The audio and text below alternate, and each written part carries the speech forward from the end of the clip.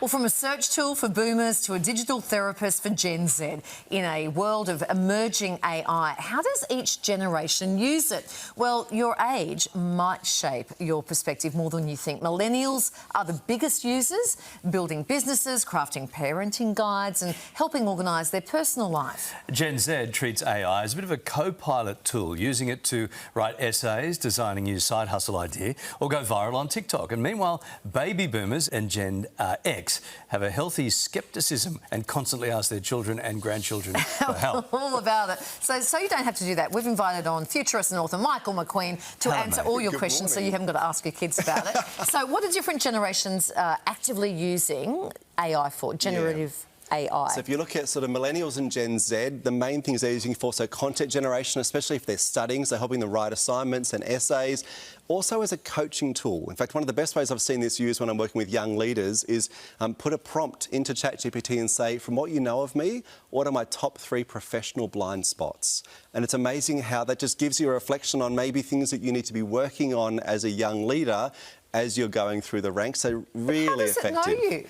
Just the amount they're using it, it knows you incredibly well. Right, so just from what you've been using in the past for. Correct. Right. The other one's interesting too is technical support. So part of it is technical things like anyone over the age of 40 generationally just knows how to fix stuff. Yeah. You know, that generation. Anyone under 40 is like they'll take a photo, put it on ChatGPT. What is this? Why doesn't it work? How do I fix it? Oh, my God. But also, even like for coding, it's interesting. So the term you hear a bit more about is vibe coding, where you just literally conversationally say what you want the tech to do, and the AI will write the code that allows that tech to do what it needs to. We were with the kids last night, 26 years old and 31 years old, and they were trying to explain how they use ChatGPT. Yep. And I'm still sitting there, I'm trying to engage, I'm trying to understand it, but is it okay that my generation, the boomers, kind of still don't really get it? Yeah, there is a sense in which boomers do use it differently. There is a hesitation, Hesitation, and nervousness about it, partly because it's so new. Boomers are using AI, and even Gen Xers use it too. Smart homes is a big thing that Gen Xers use AI for.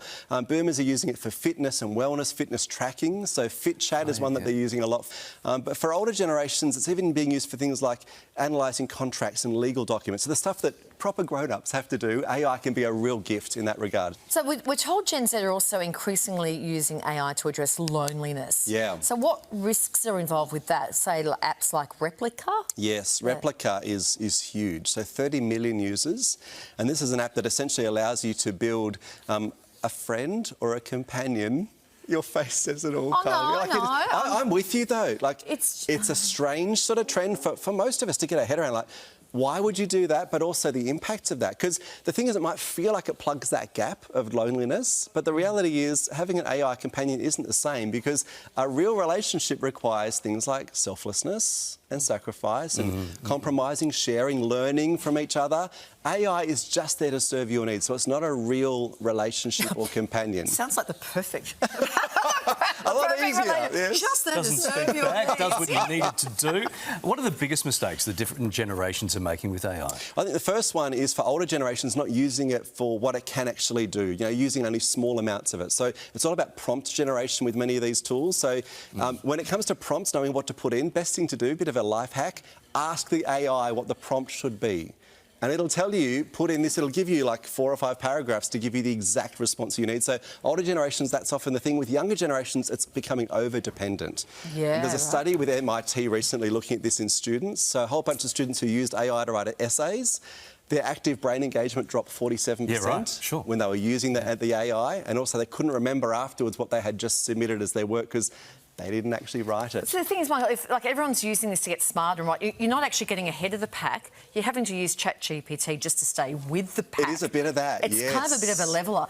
So that's what people use it for business and for getting ahead. But there's also fun sides to it as well. There's this family photo trend at the moment. ChatGPT is where you can create, what your family would look like, right? Yeah, that's a bit of a trend. Yeah. So how does that work? So that actually uses large language models to essentially do predictive analytics, take a couple of photos and say from key things like eye shape or nose shape or complexion, what would it look like if these two people had a child? So it's just a predictive model, and it's often very accurate. So Laz, here's the thing. We joke all the time that perhaps we should have a baby for Instagram purposes only. What I did is I took it upon myself to ask ChatGPT to create a family photo of us. Like if you and I were to have children. And this is what... Firstly, why is Michael McQueen in the photo? Why do you look like that? Well, I think you've got just as many problems, but... OK, I resigned from ChatGPT. Who are those kids? I've seen other ones do it, and the real people still look like the real. You know what I feel like? Yeah. I feel like you've just got the trial version of ChatGPT. You didn't actually subscribe. We might need to go next level. So with my teeth, I look like I'm about to eat that child. Mate, it is fascinating stuff. Why did ChatGPT get us so wrong? I've seen other ones where the people look really good. Yeah, there's all sorts of reasons, but Okay. probably it's about the prompt. It's all about the prompt. Yeah. Well, Kylie got her ChatGPT subscription off Temu. That'll do everything. Thank you. Gee, our future's not looking as good as we thought. Thank you, mate.